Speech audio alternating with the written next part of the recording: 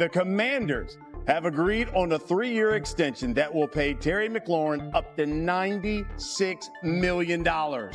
Washington's big play receiver had been holding in at camp, hadn't played in the preseason. He was a big part of Jaden Daniels' success last season. How big? Take a look at this. Last season, Terry McLaurin caught 6 touchdowns on throws of at least 15 yards downfield. That's the second most in the NFL, behind only Jamar Chase. In fact, he was the only Commander with multiple touchdown catches of that kind. The rest of the roster combined for just 3. Our NFL front office insider Mike Tannenbaum is here with us. Mike T, give us your reaction to the Commanders' Terry McLaurin agreeing on this contract extension. Yeah, Brian, another great job by the Washington Commander front office to solve a problem. All summer long we heard that the player wanted to be at DK Metcalf or maybe more, looking to see the details of the contract, but apparently they struck somewhere in the middle, and this puts a ribbon on a fantastic offseason.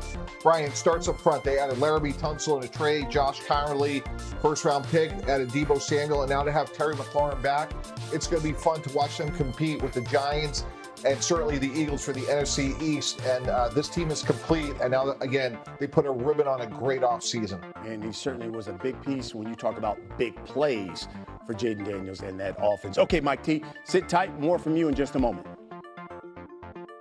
Meanwhile, the Micah Parsons standoff continues in Dallas. Here is the latest. The All-Pro was not in uniform and seen laying on a training table during Friday's Cowboys-Falcons preseason game. Parsons said he wouldn't disrespect his teammates.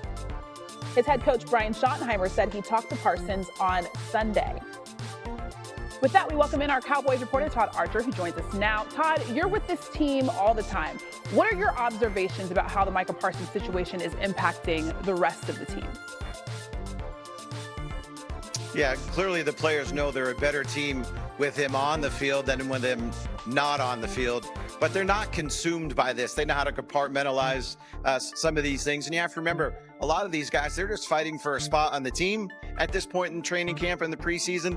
And guys who have been around the Cowboys, well, they kind of expect these deals to take a long time.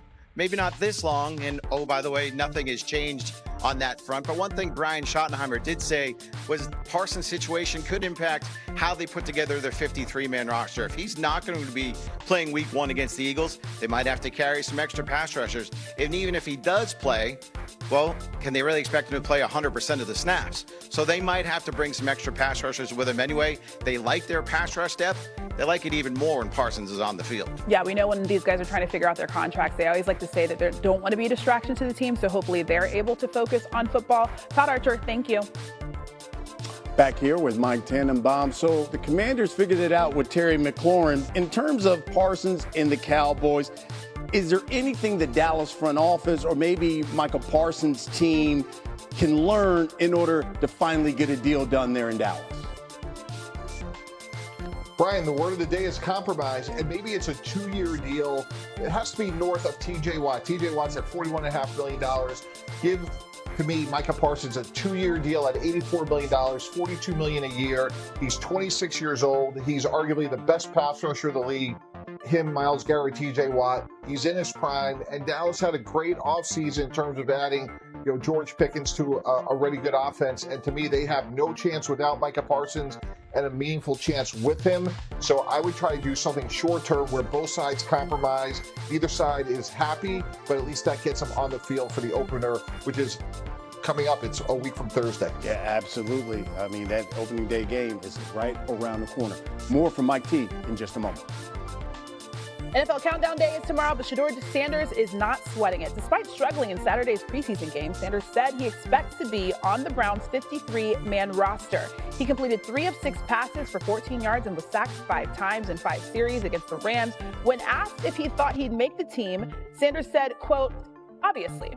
Our Browns reporter Daniel Oyefusi joins us now from his home. Daniel, what can you tell us about the plan for Shedeur Sanders heading into the season? Well, Christine, all signs continue to point to the Browns keeping 4 quarterbacks when they trimmed the roster to 53 on Tuesday. And the plan for Shedeur Sanders is to continue to develop him.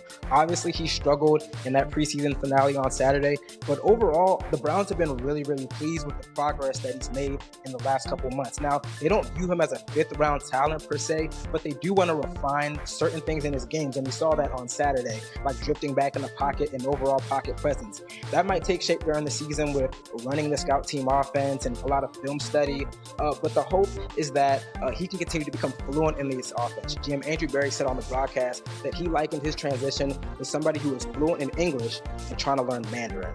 It was very fun to watch Shedeur and Andrew Berry interact on the sideline as well. Daniel, I just want to be very clear.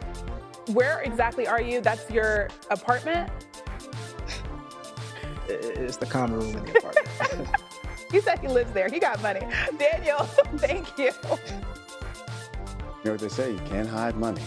Mike Tannenbaum is back here for more, this time with the Browns. Okay, Mike, as a former GM, how would you manage the Browns quarterback room as we currently see it with 4 quarterbacks?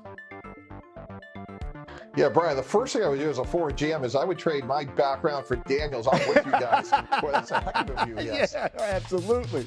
As it relates to the Browns, look, I think they got to keep 3. That's what most of the league does, either that or keep 2. I would trade Kenny Pickett. Teams like the Cowboys, even the Raiders who just lost Aiden O'Connell will be looking for a veteran. Dylan Gabriel has looked pretty good so far. He's earned a backup position. And to me, what I would tell Shedeur is like, look, you have all the ability in the world. You look great against the Panthers, not as good against the Rams. But you know what? This is the start of your career, not the end of the career. Embrace coaching, get better. And then at the end of the year, hopefully from Cleveland, you have 2 young players in Dylan Gabriel and Shedeur Sanders heading into an offseason where you're going to have 2 first-round picks and a loaded class for quarterbacks, so they could actually deal from a position of strength. So I do think Shedeur makes it. I do think he has a way to go, but he did put good tape on, especially against the Carolina Panthers 2 weeks ago. Was there any team in particular, when you talk about dealing Kenny Pickett, where you would try to send him?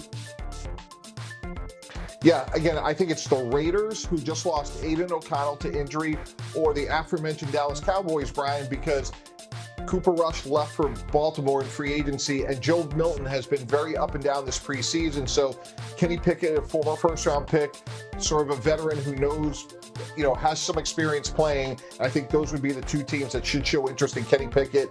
And now you have Joe Flacco and 2 young guys in Cleveland, and now you right-size that quarterback room with 3 quarterbacks. There you have it. All right. Front office insider Mike Tannenbaum with the very latest. Thank you, Mike.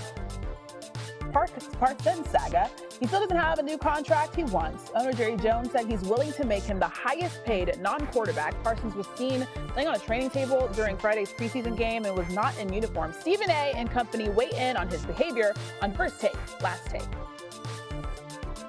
It was a bad look, but I do believe him. He wasn't trying to be disrespectful to his teammates at all. But I do think he's trying to be disrespectful to Jerry Jones. I think that Jerry Jones has really raked his last nerves.